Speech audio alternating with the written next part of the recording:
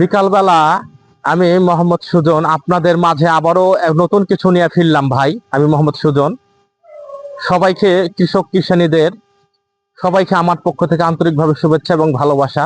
আসসালামু আলাইকুম রহমতুল্লাহ। আমি আপনাদের একটা জিনিস জানাতে চাই, সেটা হচ্ছে যেই যেই কৃষক ভাইরা বেগুন করেছে আর কি, বেগুনে তাদের প্রচুর পরিমাণে ডেমারেজ আর কি।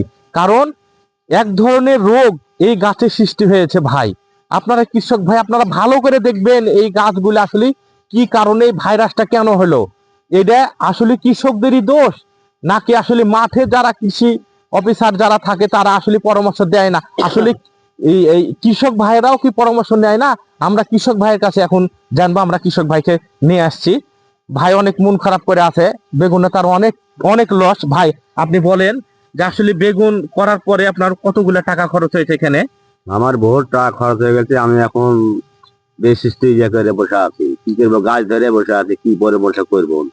হ্যাঁ, তা আপনি কি কৃষি সম্প্রসারণের যে অফিসার গুলো মাঠে থাকে তাদের কাছে কি গেছেন ভাই? না, ওদের কাছে যাওয়া হয়নি, নিজে নিজে করেছি।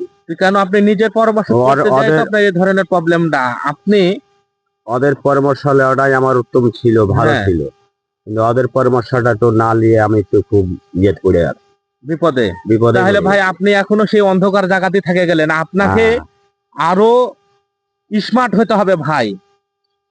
হয়তো আপনি মধ্যবর্তী পরিবারের সন্তান, কিন্তু আপনি যে এই যে আবারটা করেছেন, এই যে অনেক কষ্ট করে এই যে এই গাছগুলো যে কুকড়ে হয়ে গেছে, আপনি এটা কেন তাদের কাছে পরামর্শ নেননি? ওই যে অন্য অন্য ডিলারের কাছে নিয়েছে, ডিলাররা কি বীজ দিয়েছে আমরা কি অত বড় বুঝি। ওটাই তো কথা। তাহলে আপনার এখন এই ওই এই পরে কি আপনি যদি আবার নেক্সটে যদি আপনি বেগুন লাগান, তাহলে সেই ক্ষেত্রে কি আপনি কৃষি অফিসারদের কাছে যাবেন? ওদের কাছে যাওয়া ঠিক, জি যাবেন তো নাকি? ওদের কাছে যাওয়া ঠিক। এই ধরনের ভুল আর কখনোই করবেন না। না, কৃষক ভাইরা, আমরা এই যে কৃষক ভাই আসলে ভুলের কারণে এই ধরনের জিনিসগুলো হয়েছে। তবে তাদেরকে ভালো করে যদি আসলে এই যে বেগুন লাগানোর সময়তে যদি ভালো পরিচর্যা করে এবং ভালো জাতও লাগাইতে হবে। তো ভালো জাতি হয়তো লাগিয়েছে, তারা জানি না কি জাত লাগিয়েছে। তবে এই কৃষক ভাইরা অনেক মানে ধরা আর কি।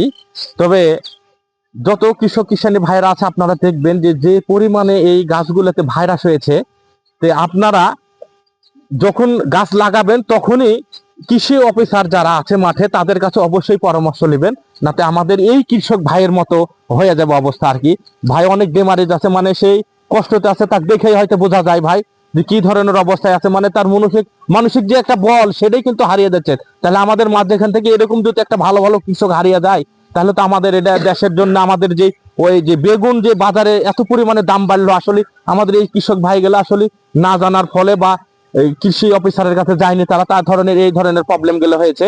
তবে ভাই আপনারা সমস্ত কৃষক ভাইরা দেখবেন যে আসলে এই ধরনের প্রবলেম গেলে এই বেগুনের গাছ লাগানোর সময় কিন্তু ছোট থেকে আপনারা পরিচর্যা করবেন এবং অফিসারদের কাছ থেকে অবশ্যই পরামর্শ নেবেন কোন ধরনের কীটনাশক বিষ ব্যবহার করা লাগবে, আপনারা অবশ্যই জানিয়ে নেবেন ভাই। তাহলে আমি সুজন, আমি আপনাদের মাঝে আবারও আসবো, কোন নতুন জিনিস নিয়ে ফিরবো ভাই। আমি মোহাম্মদ সুজন, আসি। আসসালামু আলাইকুম রহমতুল্লাহ। আল্লাহ।